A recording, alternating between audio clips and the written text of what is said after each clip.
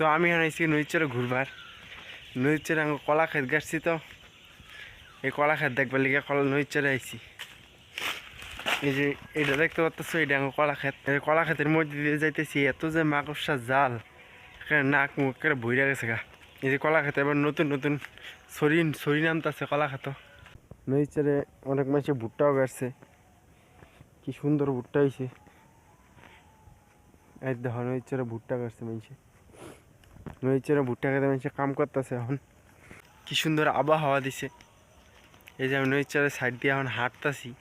এইদিকে আগে নদী ছিল, এখন নদী দূরে গেছে গা। তোষা নদী ভাঙতে ভাঙতে অনেক দূরে গেছে গেল, আঙ্গবাড়ির থেকে অনেক দূরে। এখন তোষা নদী যাওয়া মানে অনেক দূর, 2 কিলোমিটার হাঁটা। তাই এখন নদীতে খুব কমই যাই।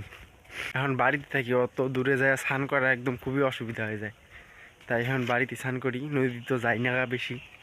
যে ঘুরবার আইসি, অল্প মন চাইলো তাই নদীর চরে ঘুরবার আয় পড়ছি। তো দেখা হইব পরের ভিডিওতে। এখন ঠিক আছে, বাই।